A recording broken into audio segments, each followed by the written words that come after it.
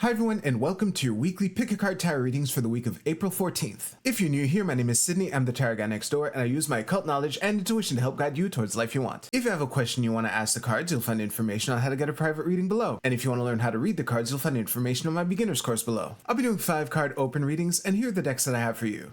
We have the Tarot de Marseille with Lapis Lazuli, the Borderless Rider-Waite-Smith with Amethyst, and the Dark Mansion Tarot with Citron. We also have 4 different oracle cards to choose from 4 different decks. So go ahead and pick which tarot deck and which oracle card resonate with you the most. It's totally fine if you're drawn to more than one. And as always, you can pause this video if you need more time. As always with collective readings, take what resonates with you and leave aside what doesn't. If you want to jump straight to your reading, you'll find timestamps below. And with that, let's go right to the readings. Alright, group 1, let's see what we have for you for this week.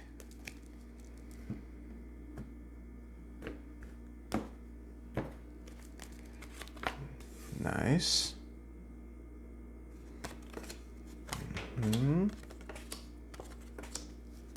Okay. Let's see what this should be decent. Yeah, nice. Like that.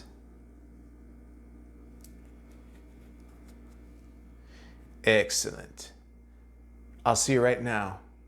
Group 1, depending on what you may have picked last week, if you were even here last week, this might be a continuation of a theme here.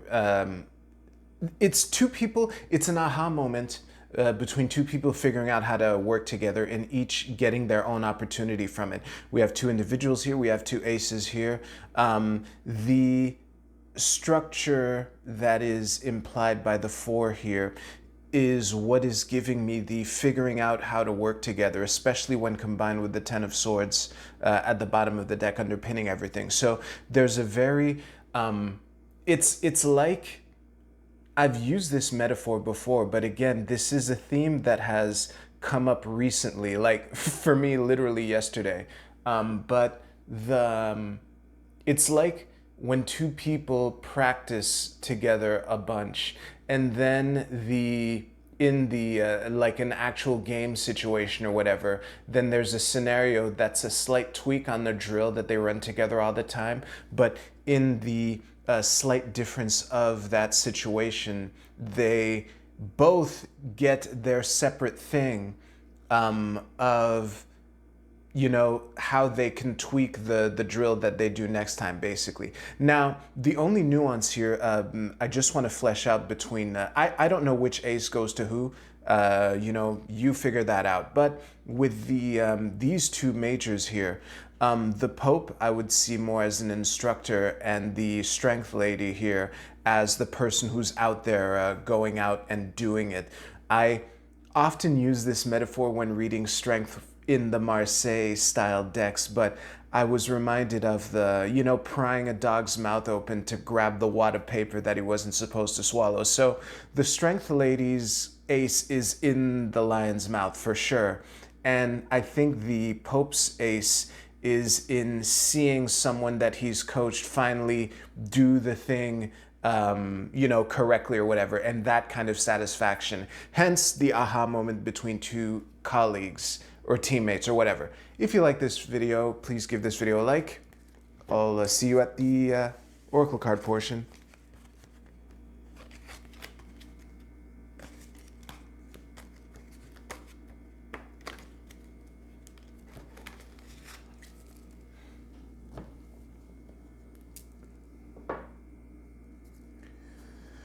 Group 2, let's see what we have for you for this week.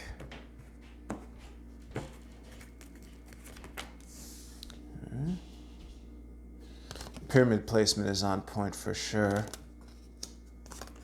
Okay, don't panic. You have an entirely reversed reading proper with the 10 of Cups at the bottom of the deck, because of course. And speaking of because of course it was lined up at least decently for you. So I will see you right now. Group 2, it's really interesting. This is kind of a slowdown or an in-between that is making one antsy.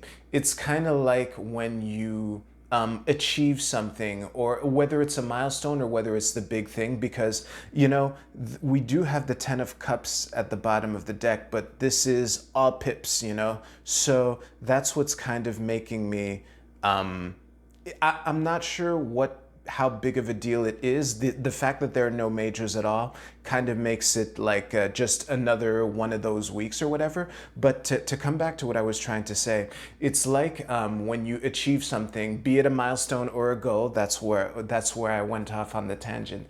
And someone who's kind of feeling antsy in the sense that the in-between time, it's kind of like the post-mortem evaluation of what happened after the fact, hinting at the Seven of Coins here. And the reason that the thing that's giving me the feeling of antsiness, despite this being kind of a good time, is obviously the fact that the entire reading is reversed. As I tend to do when all the cards are reversed, I'm kind of reading this as one giant reversal. And it's that is how the 10 of Cups at the bottom of the deck is kind of inviting you to enjoy this moment, or figure out how to enjoy the period, whether it is integrating the lessons, whether it is how to better allocate your resources and everything. Like, again, I'm not reading a reversal into any particular card. I'm kind of just reading this as a big slowdown, and again, with the Eight of Wands at the bottom of the deck, at the bottom of your cross in reverse, it's kind of pretty clear in that regard.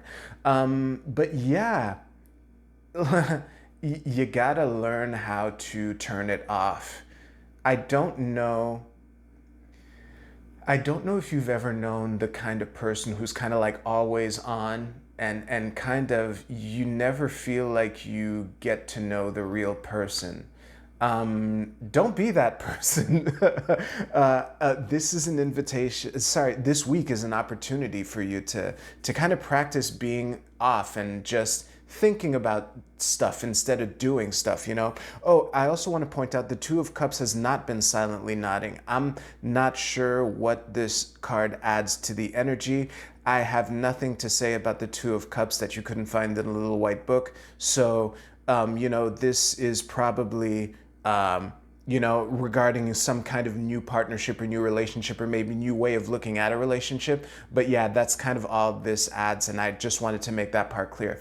But yeah, I've covered everything, and enjoy the week, all right? If you liked this, your reading, please give this video a like, and you can use the timestamps to jump ahead to your Oracle card reading.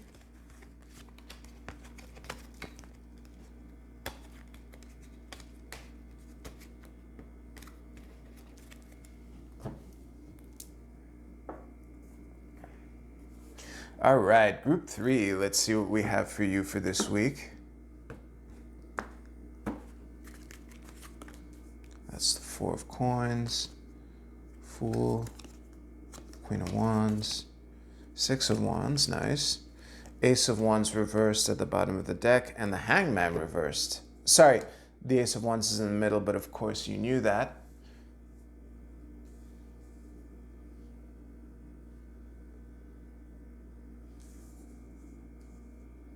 Hopefully there won't be a cloud that goes by in the sky while I'm paused. But regardless of anything, I'll see you right now. New level, new devil. That's really the summary of all this group 3. And given the nature of this reading, I'm kind of going to focus on these two cards, even though the reading as a whole is looking pretty awesome. The Queen of Wands and Six of Wands are many people's favorite card. Same with the Ace of Wands, and with the Fool at the bottom of the cross, there's a very strong vibe of transition, or the new reality after a success with the Six of Wands. And that often comes at the, after that, you have to look at the situation differently with the Hangman here. It's kind of like learning how to operate with the knowledge that you've acquired to get the win that you got, basically. And I'll just mention, I'm not sure if the Four of Coins is inviting you to open up or inviting you to, sit on it. And I don't think the difference matters. I think this is whatever structure that the resources that you have at your disposal should take. I think that part is pretty clear to you because, of course, it is. Look at this fucking reading.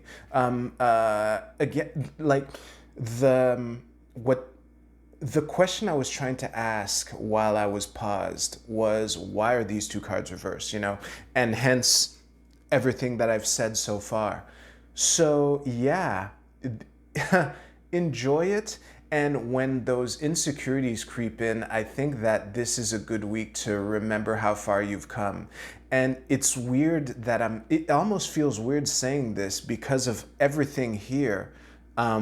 But again, that fucking ace in the middle that's reversed, it's like that, the fly in the room that you never kind of can see, but you can hear every now and then. So that's why I'm putting so much emphasis on it. But this is looking like a good week, all right? Figure out how to operate from the beginner's mind. Ooh, with the Fool. If you liked your reading, please give this video a like, and you can use the timestamps in the description below to jump ahead a couple seconds.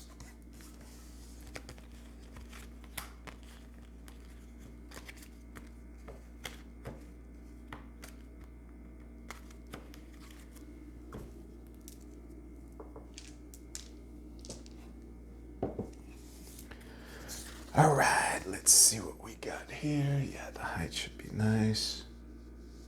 Okay. This should be pretty decent placement. Look at that. All right, Group A, your card is Modesty. This is I Ching hexagram number 15. And the keywords are moderation, humility, keep it simple, lack of pretension, self-respect, sincerity, and respectability. Given the readings that I gave, I'm going to hold on to this card and think about it for a second. I really like this card. So given the readings that I gave, for some of you, it might be an invitation to keep it simple and not overcomplicate things. Something I say a lot, mastering anything is mastering the basics, and sometimes you just want to go with a straight jab instead of a spinning back fist. For others, it might be an invitation to be humble in the sense of sometimes when you brag about things that make you seem out of touch, while I was paused, I was reminded of someone I went to high school with who would actually cry when she got like less than, let's say 98% on her test. Like seriously, I've seen her, take it very poorly, getting like a 94. That kind of thing. So to the people who barely passed their exams, imagine how that person looked, Try to not be that person this week. Group B, your card is Zadkia, the Angel of Mercy. I'm going to show you the card before I stare at it. This is going to bug me. All right. I'll see you in a moment. It's funny how I read this deck. I'm not reading the Angel of Mercy at all. I'm reading the versatility and the fact that he has a wide variety of things in each one of his arms. I think that this is a week for you to don't hesitate to switch hats, and I would trust your instinct as to what hat to switch to. Group C, your card is the Shapeshifter. Nobody listens to other people's cards. Let me read what is written here. The light attribute is skill at navigating through different levels of consciousness, ability to see the potential in everything. The shadow attribute, projecting an image that serves your personal agenda in the moment. Oh, I could see some for both. And I misjudged the label of the card. I thought I was going to repeat what I told Group B, but this is different. So this is an invitation to look. It's the child mind, beginner mind thing, where you try to anticipate things from a place of wonder, but obviously be careful to not look at things with too rose-colored glasses. But I would also loop in the Shapeshifter, the literal sense of versatility. Yeah, Group D, your card is the Full Moon in Pisces, Forgive. I'm gonna have to think about that. Give me a second. Okay, I think I get it. For some of you, you might have to forgive yourself. For some of you, you might have to forgive someone else. For some of you, you might have to forgive your past self. I don't know where the forgiveness is best directed for you. However, that would be the blatant invitation of this card. There's someone that you need to forgive. You might be sitting in that person's chair, or that person might have sat in your chair a couple years ago, you know? But yeah, if you like this video, give this video a like. I hope you have a great week. All right, take care.